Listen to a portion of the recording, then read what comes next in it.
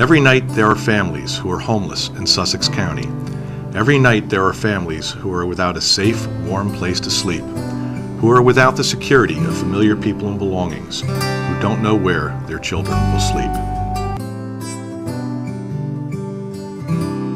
My wife and I were shopping in one of the local department stores at closing time. We got out and we were loading up our car, and I looked a couple cars over. There was a very small mini station wagon, and it was a family. It looked like they weren't just loading their car. I could see them stretching out, making sleeping places for the bed, but I didn't think too much of it at first because I've done that with my own kids when we travel. You know, you fix up a bed, but they did more than that. They setting a place for kids. You can see them setting snacks out. They were settling in for the night. Our organization is almost entirely volunteer-based and run. We have a very small staff that really manages to run the whole program. We have an executive director, a case manager, a van driver, and a part-time office assistant.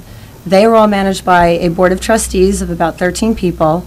And we are also volunteers on the board, and most of us volunteer within our congregations. We got evicted from our house. It was neither of our faults. My mother was working for somebody who just didn't feel like paying her.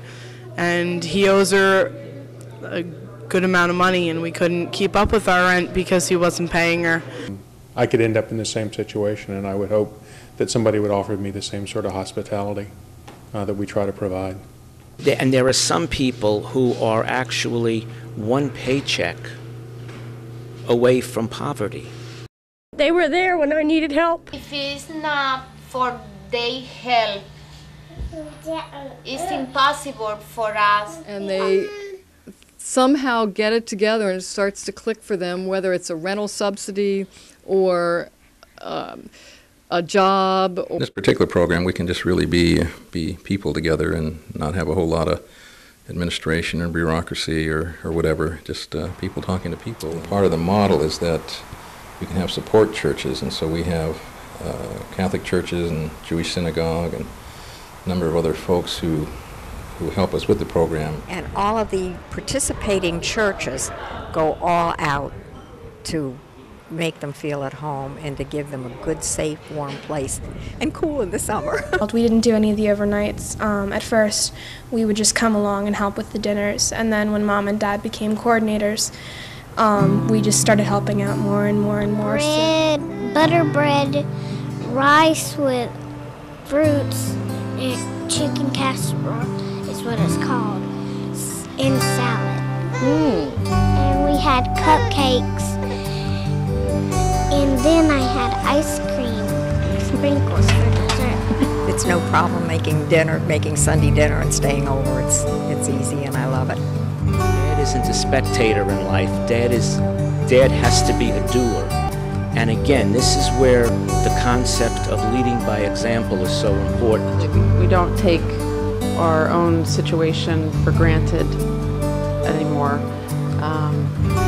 which is good for us, and it's also, I think, good for the girls. Welcomed me with open arms, and I felt at peace. You know, a great sense of peace went over me. Every week or 2 weeks, there is a moving day. The family moves into nighttime space with the next congregation of volunteers. Daytime resources remain at the IHN facility in Newton, where there is a shower, a phone, email, and the help of social service coordinators to help find a housing solution.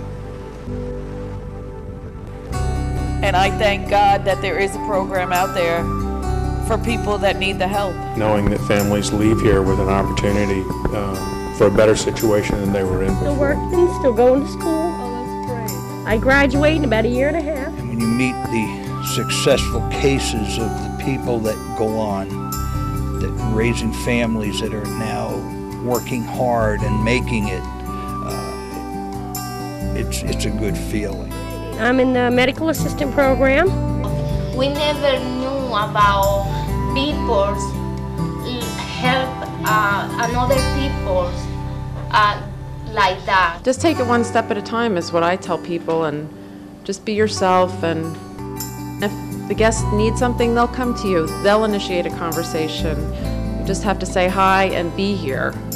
and I needed bandages for my leg, and he went to his house and bring me 2 big bags of bandages, and that touched my heart.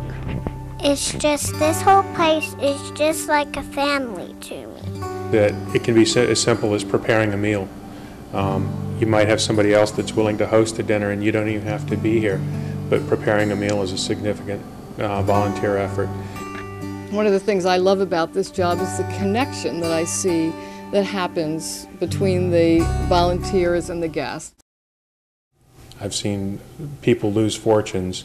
I've also seen people who had nothing, but still gave of what they had. We started out with myself and my 2 children, and I managed to find homes for them to stay in for a month. And, you know, we were being evicted and being displaced. And thanks to these guys, you know, I have a home, you know. And you're doing okay. Doing okay, standing on my feet. Interfaith being the money to afford this home is so comfortable for my kids. Thank you so much.